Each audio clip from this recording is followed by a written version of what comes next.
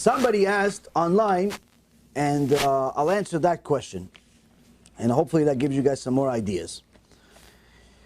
They say, I've been keeping Shabbat and kosher for the last few months, so Hashem could give me something.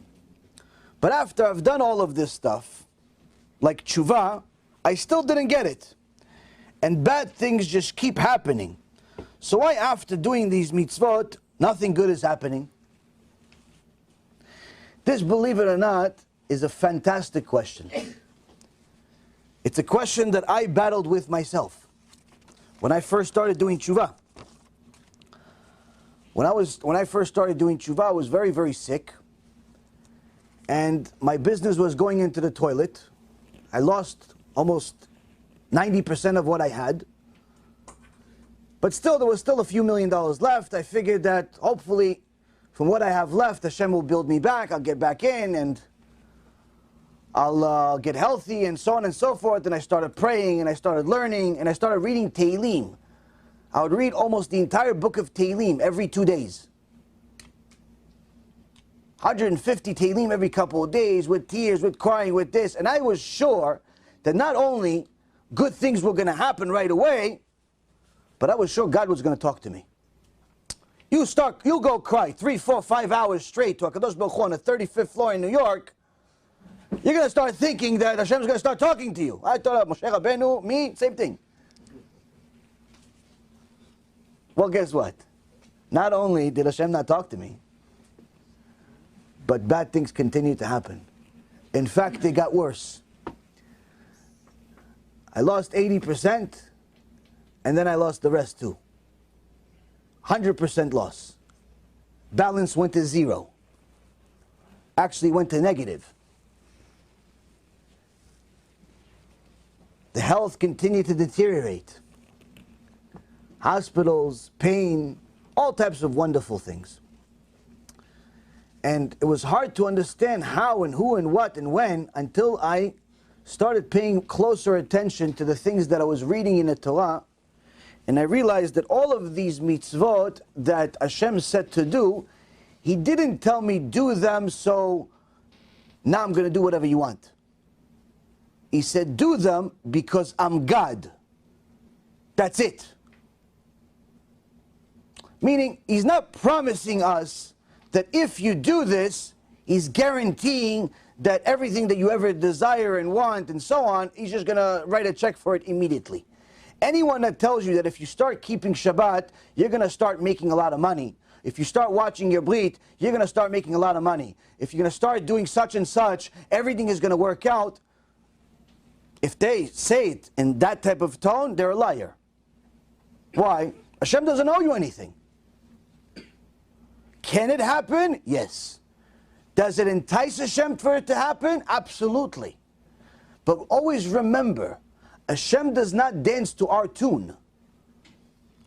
If we violated His mitzvot for 15, 20, 25, 35, 45 years, and all of a sudden we started keeping Shabbat and mitzvot and started learning for 6 months, what do you think? You ruined everything for 30 years. Now for 6 months you're a golden boy and everything's going to be okay?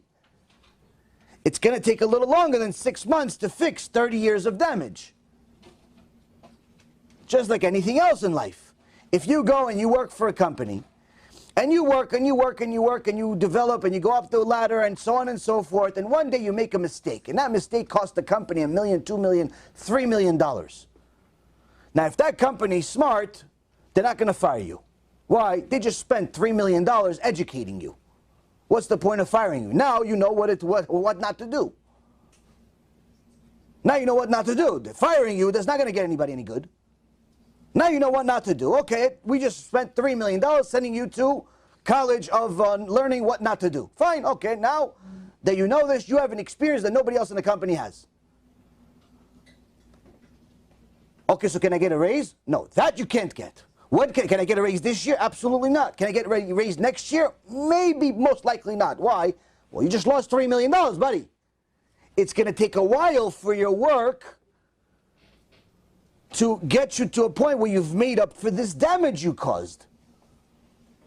So we've caused damage for a certain amount of time by not following the mitzvot, by walking around immodestly and getting Am Yisrael to sin as a result of it, by stealing, by cheating, by lying, by doing all of these things that HaKadosh Baruch Hu said no. So okay, so now you're starting to do the stuff He said to do. Good. You're obligated to do it anyway. And for you to get on the good list and get all the things that you want, it's probably going to take a little time. Some people get more or less depending on who they are. Hashem knows exactly what to give you and when to give you. But remember that sometimes HaKadosh Baruch Hu is going to give you difficulties during your tshuva in order to help you, not to punish you. He's helping you by giving you difficulties because He sees that you're doing serious tshuva. He sees that you're serious about Shabbat. He sees that you're serious about modesty. You threw out all the clothes that's not modest. You threw them out. You even made a video cutting all of it. You put it on the internet to encourage other girls to wear modest clothes. So you're not like buying new clothes, but you still have the mini skirt and the tank tops in the closet. Maybe one day you want to wear it. You're serious. You're throwing everything out. You burn it. That means that in order for you to go back to immodesty, it's going to take some effort. You have to go back to the store, and it's embarrassing because this and that. So you've put a fence around the fence. You left the girlfriend, but you didn't just leave her. You changed phone numbers. She doesn't even know where you are. You moved away.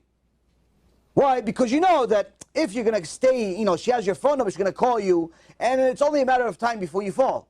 So what'd you do? You not only left her because you want to watch your HaBRIT, but you also changed phone number and you went somewhere else. You're far away. You're out of touch. You're not staying friends. We're not platonic friends. There's no such thing as platonic friends in Judaism. Why? You want to watch yourself. So you took serious tshuva, serious measures to make your tshuva serious. So HaKadosh Baruch Hu says, wow, I'm impressed by your tshuva, and I love you so much that I'm going to give you a little bit of extra difficulties right now. Why? For two reasons. One, I want to see if you really love me. I want to see if your tshuva is real. Are you doing it because you expect that after you keep Shabbat for 3, 4, 5, 6, 7, 8, 9, 10 months, I'm going to give you like a lotto ticket? So really, you're not doing tshuva because you care, because you fear me, because you love me. You're really doing tshuva because it's like work for you. It's like you work for free for 10 months because you're expecting a lotto ticket at the end. So I want to see if you love me. Better yet, I want to see you deal with these difficulties.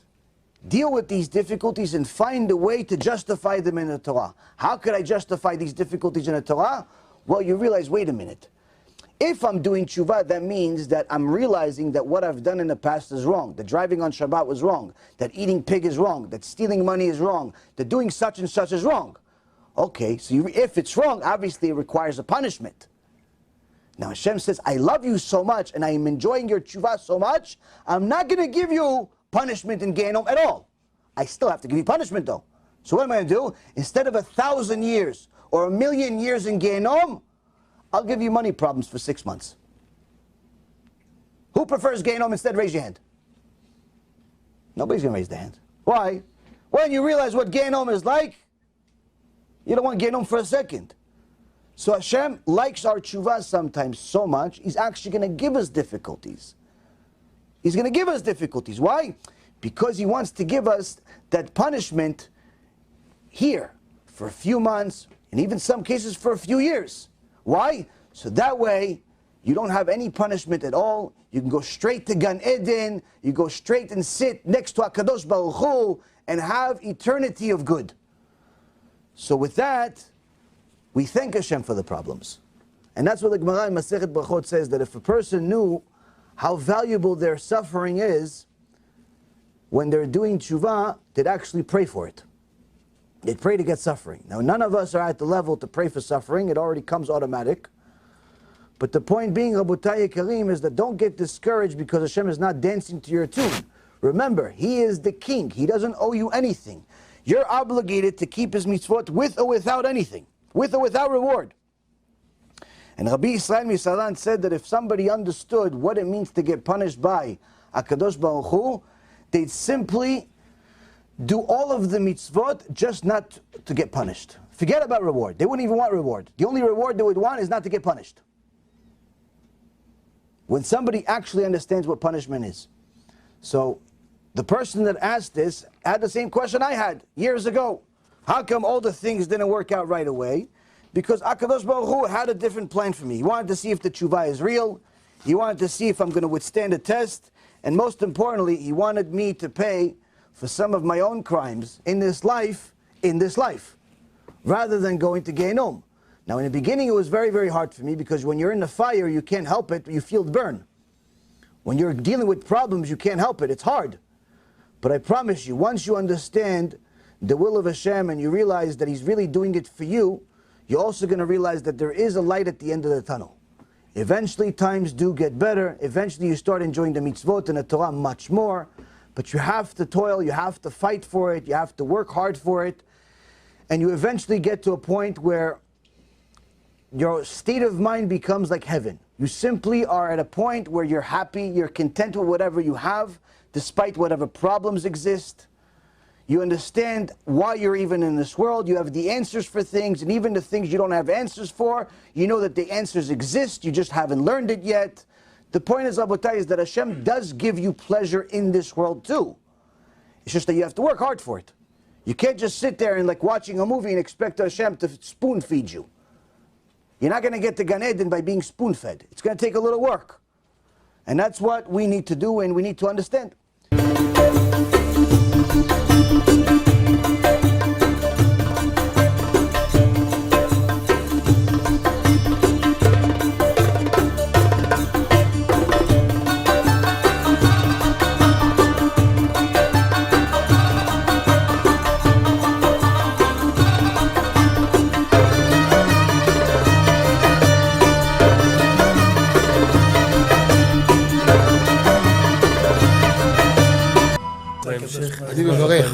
אני מברך את הרבנים, אני מברך את הרבנים, הרב ירון ראובן, הרב אפרים כחלון, ראשי ארגון בעזרת השם, שהלכו בפי עליון, שעלו מעלה, יהיה להם ברכה והצלחה, הקדוש ברוך הוא ימלא בישועות ליבם לטובה ולברכה, שבכל מה שיפנו ישכילו ויצליחו, יזכו לעשות כאלה וכאלה, הרדינו תורה לאדירה, אמן ואמן. בעזרת השם רשת בכל הארץ. הוא היהודי הזה, הוא היה מיליונר, סגר את כל הביזנס, אמר אני משקיע פה בעולמה של תורה. איפה הוא גר? בפלורידה. פלורידה, איפה זה פלורידה? באמריקה.